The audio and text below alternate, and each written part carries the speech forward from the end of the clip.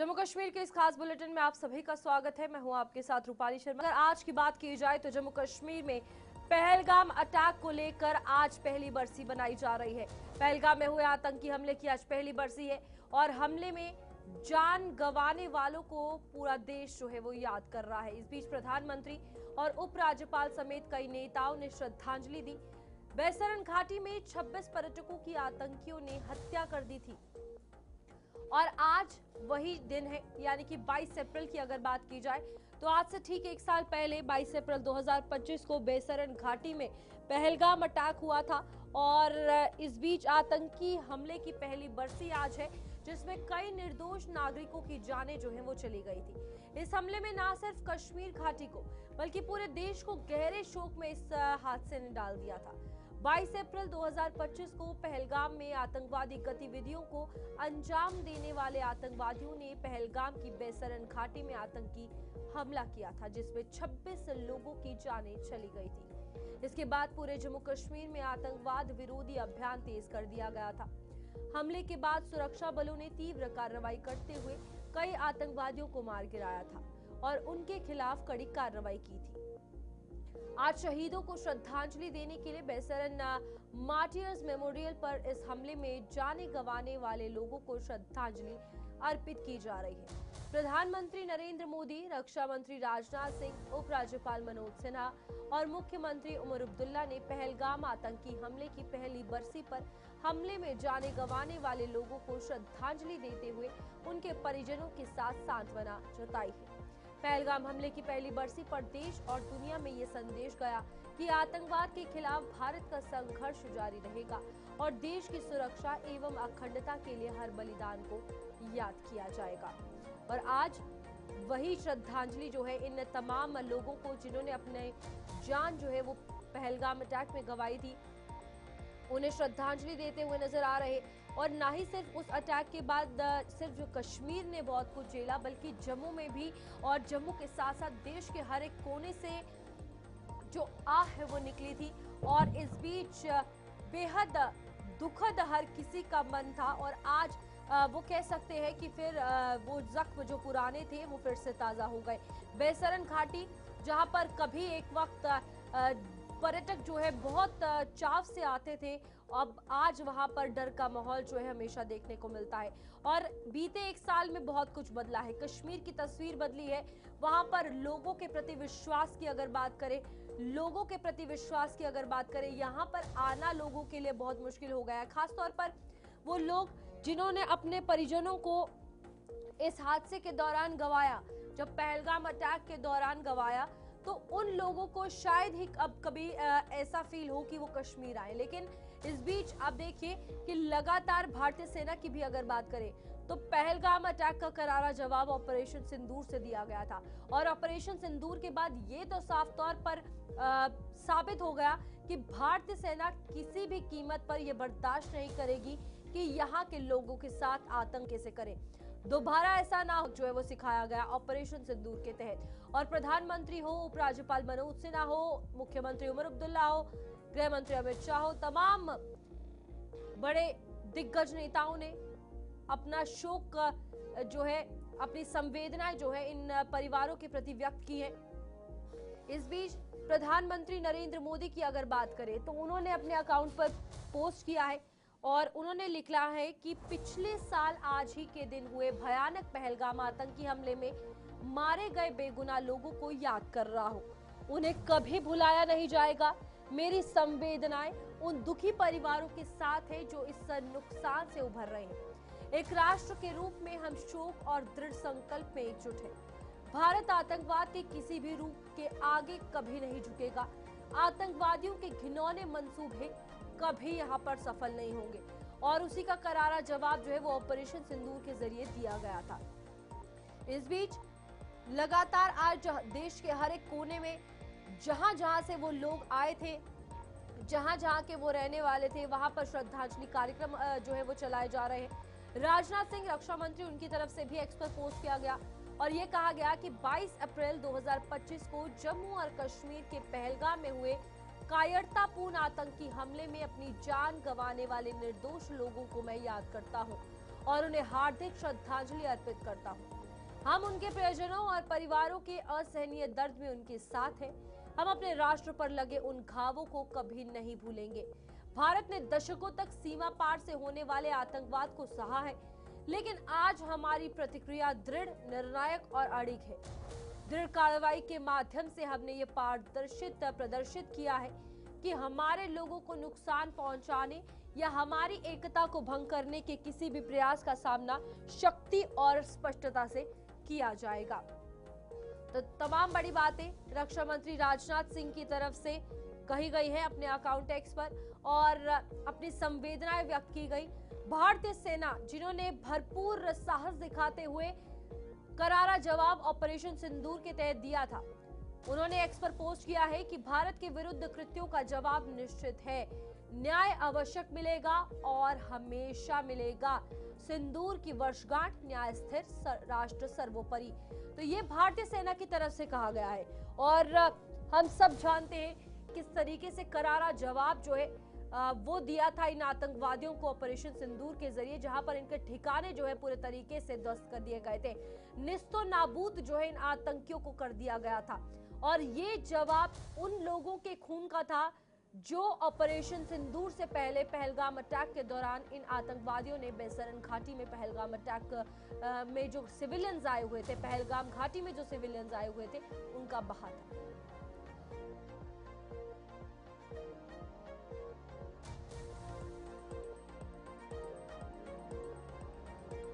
तो बिल्कुल यहाँ पर ऑपरेशन सिंदूर को भी हम नहीं भूल सकते कि किस तरीके से 6 से 7 मई के बीच भारतीय सेना की तरफ से वो अटैक किया जाना, फिर पाकिस्तान की तरफ से ड्रोन यहाँ पर भेजना, वो कुछ दिन की लड़ाई ने कहीं ना कहीं ये जरूर बताया है कि भारतीय सेना में कितना बल है और भारतीय सेना की क्या ताकत है।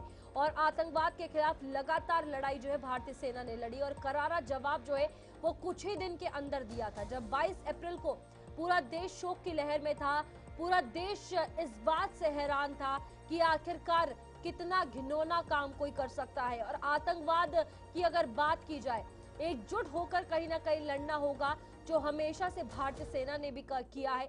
और इस बीच कश्मीर की खास तौर पर अगर बात की जाए, बहुत कुछ जम्मू कश्मीर ने झेला है, बहुत कुछ इस देश ने झेला है और आज तक कहीं ना कहीं वो घाव जो है वो भरे नहीं है जो पहलगाम अटैक में इन सिविलियंस के मारे जाने के बाद हुए थे। आप देखिए, धर्म पूछ के मारा गया था।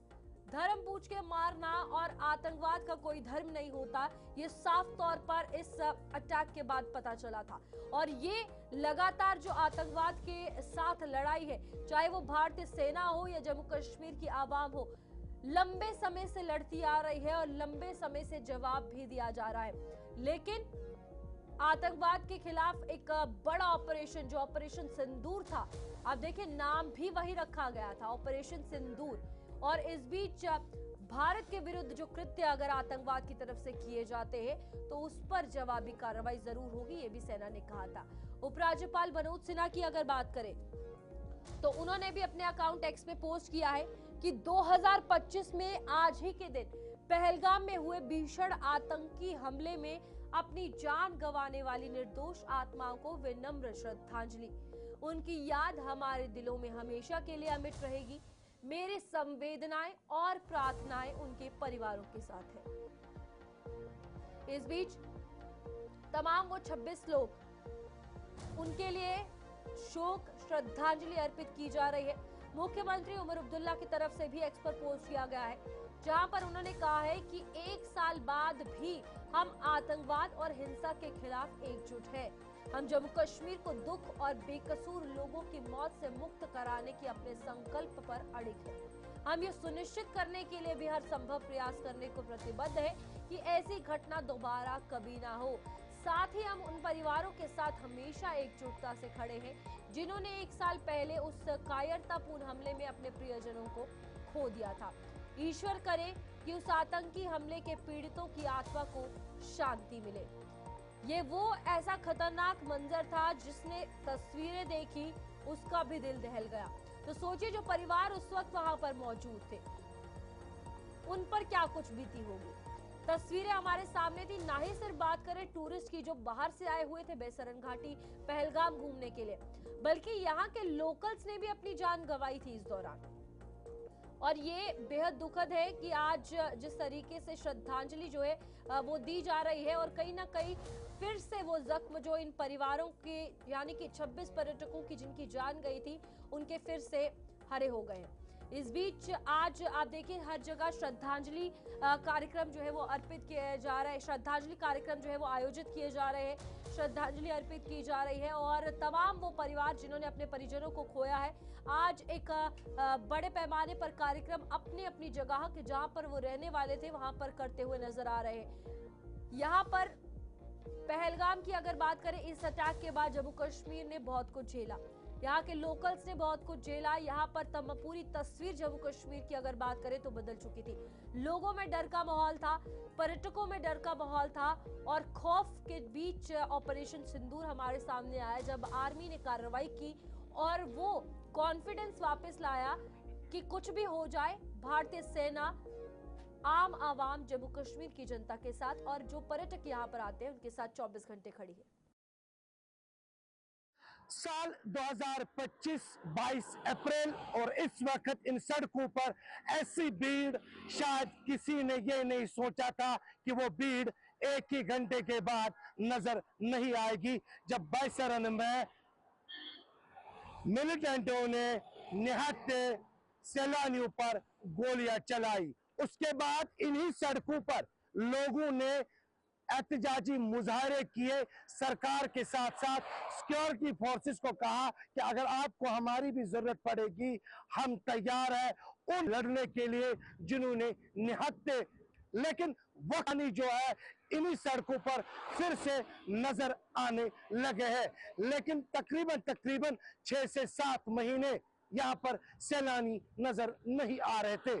अब सैलानियों का कहना है कि हम सिक्योरिटी फोर्सेस का शुक्रिया अदा करते हैं कि जिस अंदाज से यहाँ पर सिक्योरिटी हमें देखने को मिलती है।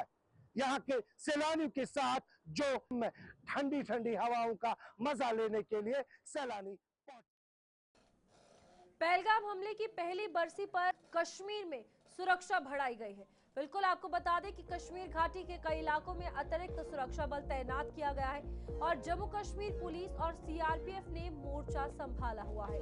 श्रीनगर में लोगों की आवाजाही नियमित रूप से जारी है। इस बीच पहलगाम हमले की पहली बरसी पर कश्मीर घाटी में सुरक्षा बढ़ा दी गई। कई स्थानों पर अतिरिक्त सुरक्षा बलों की तैनाती की गई है, विशेष रूप से तैनाती की गई है। लाल चौक में स्थित स्थिति सामान्य बनी हुई है और वहां की मशहूर घंटा घर के पास लोगों की आवाजाही नियमित रूप से जारी है। हालांकि सुरक्षा बढ़ने के बावजूद दिनचर्या में कोई खास बदलाव नहीं और बाजार और दुकानें खुली हुई है। ये चीज पता चलती है कि एक साल इस अटैक के होने के बाद अब कहीं ना कहीं जिंदगी वापस अपने पटल पर लौटी है।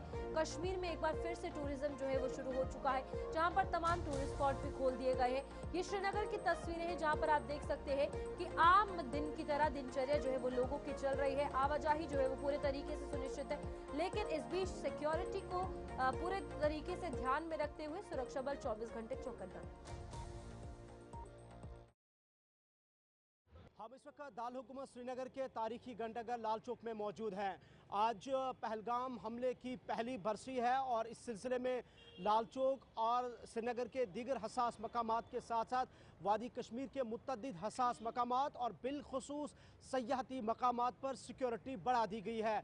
लाल चौक की बात करें तो गुज़िश्ता 2 रोज़ से यहाँ पर पुलिस और सीआरपीएफ एहलकारों की तरफ से चेकिंग और फ्रिस्किंग का अमल जारी रहा। तहम आज पहली बरसी के मौके पर हम देख रहे हैं कि लाल चौक में दुकानें मामूल के मुताबिक खुली है, चहल पहल है और ट्रैफिक भी रवा दवा है। ताहम आज पहलगाम हमले की पहली बरसी को लेकर मुतअद्दिद सियासी जमातों बिलखुसूस वज़ीर आला उमर अब्दुल्ला और जम्मू कश्मीर के लेफ्टिनेंट गवर्नर मनोहर सिन्हा ने पहलगाम हमले में जहाँ होने वाले 26 अफराद पेश किया है। और वाज़ेह रहे कि गुज़िश्ता साल 22 अप्रैल को आज ही के दिन पहलगाम के 22 रन हुए थे, जिसके बाद जम्मू कश्मीर की फ़ज़ा ही बदल गई थी और इस सिलसिले में हमने देखा था कि जम्मू कश्मीर इंतज़ामिया ने तकरीबन 50 सयाहती मकामात को बंद करने के अहकामात जारी किए थे, तहम उन्हें बाद में फेज़ मैनर्स में बाईसरन पहलगाम के साथ साथ वादी कश्मीर के दीगर मकामात बिलखुसूस श्रीनगर शहर में भी सिक्योरिटी बढ़ा दी गई है। और तस्वीरें हैं और यहाँ पर पुलिस और CRPF के एहलकार अगरचे तैनात है, वहीं देखा जाए तो आम जिंदगी के मुताबिक रवा दवा है। सयाहों की आमद आज भी यहाँ देखी जा रही है, आम शहरियों की आमद यहाँ पे देखी जा सकती है। दुकानें खुली है, कारोबार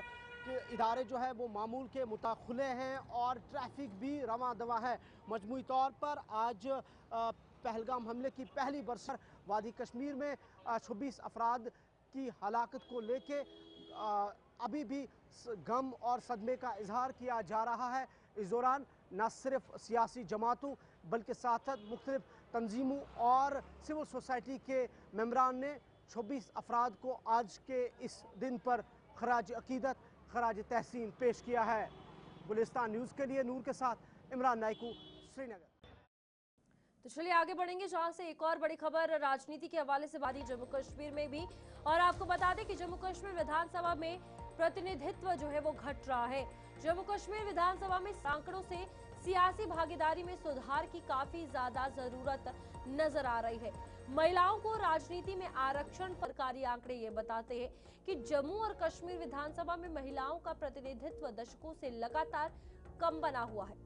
1967 में जब चुनाव आयोग ने क्षेत्र में पहले चुनाव कराए थे, तब से केवल कुछ महिलाओं ने विधानसभा सीटें जीती है।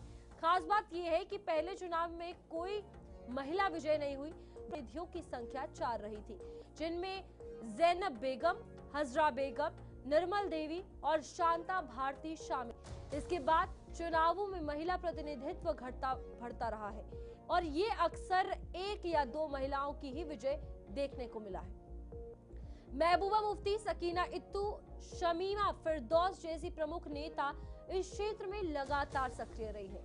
हाल ही के चुनावों में 3 महिलाएं यानी कि शमीमा फिरदौस, सकीना इत्तू, शगुन परिहार विजय रही, जिसमें शगुन परिहार ने भाजपा से पहली महिला MLA बनने का रिकॉर्ड बनाया।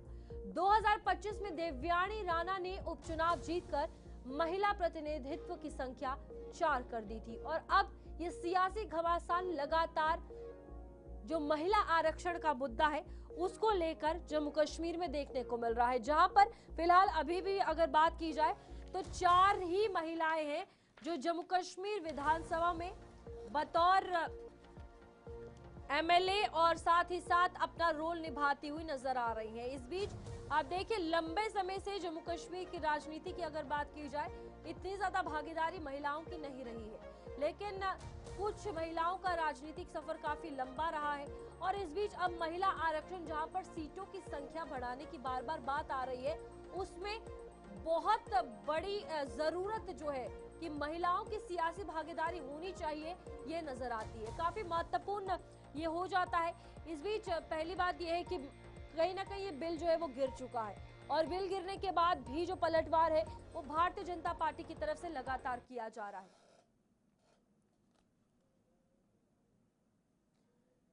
चलिए, हमारे साथ वरिष्ठ पत्रकार विनोद जी जुड़ चुके हैं। विनोद जी, हम लगातार महिला आरक्षण को लेकर बात कर रहे हैं। जम्मू कश्मीर की तस्वीर कैसे देखते हैं आप इस महिला आरक्षण निबंधन अधिनियम के साथ? देखिए, समूचे देश में इस वक्त आरक्षण को लेकर के, फीमेल्स के आरक्षण को लेकर के घमासान चल रहा है। कांग्रेस अपने नजरिए से, या यूं कहे कि इंडिया ब्लॉक अपने नजरिए से कर रहा है, और भारतीय जनता पार्टी बार बार इस बात साबित करना चाहती है कि कांग्रेस या विपक्ष या इंडिया ब्लॉक एंटी फीमेल्स है, क्योंकि बिल गिर गया। हालांकि भारतीय जनता पार्टी के पास दोनों ही हाथ में लड्डू थे। अगर बिल पास भी हो जाता तब भी भारतीय जनता पार्टी की वाहवाही होनी थी, बिल पास नहीं हुआ तब भी भारतीय जनता पार्टी को एज मिला है। अगर जम्मू कश्मीर के परिप्रेक्ष्य में कहें तो यहाँ पर महिलाओं को पंचायत में कहें, DDC में कहें, BDC में कहें या अर्बन लोकल बॉडीज में तो आरक्षण है, लेकिन विधानसभा में आरक्षण नहीं है, लोकसभा में आरक्षण नहीं है। तो कहीं ना कहीं ये मान के चला जाए कि जम्मू कश्मीर में महिलाओं को विधानसभा में जो प्रतिनिधित्व मिलना चाहिए वो नहीं मिल रहा है। विनोद जी, यहाँ पर जो अभी हम 4 चेहरों की बात कर रहे हैं, जिसमें शगुन परिहार की भी अगर बात करें, नया चेहरा है, युवा चेहरा है, इससे साफ तौर पर समझ आता है कि अगर ऐसे चेहरे और कहीं ना कहीं सियासी भागीदारी महिलाओं की बदलती आती है तो तस्वीर जरूर बदलेगी। और इस पर लगातार विपक्ष जो है आड़े हाथों ले रहा है इस बिल को। डेफिनेटली अगर 33% आरक्षण मिलता है तो स्वाभाविक सी बात है, कोई भी पॉलिटिकल पार्टी होगी पहले विनेबिलिटी देखेगी कि जीतने वाली महिला कौन है, कौन पढ़ी लिखी महिला है, कौन किसका असर सुख ज़्यादा है। तो आने वाले दिनों में अगर 2034 में ही मान लेते हैं, अगर 33% आरक्षण मिलता है फीमेल्स को, तो हमारी विधानसभा में भी बहुत सारे यंग एंड डायनेमिक फीमेल्स आएंगी जो अपने एरिया का प्रतिनिधित्व तो करेंगे, साथ में महिलाओं को भी रिप्रेजेंट हाउस के अंदर करेंगे। लेकिन इस बिल के तहत एक और बड़ी बात जो है वो सामने आ रही है। अगर हम प्रधानमंत्री की ही बात की जाए, प्रधानमंत्री नरेंद्र मोदी को लेकर साफ तौर पर विपक्ष कहता हुआ नजर आ रहा है कि वो हमें डरा रहे हैं, जिसके बाद कहीं ना कहीं बहुत बयानबाजी और घमासान जो है वो भी राजनीति में शुरू हो गया है इस आरक्षण के बिल को लेकर। क्या ये सच में है या विपक्ष ये जानता है कि भारतीय जनता पार्टी इतनी अपनी स्ट्रैटेजीज को लेकर स्ट्रांग है कि हमें कहीं ना कहीं अपनी स्ट्रैटेजीज चेंज करनी पड़ेगी?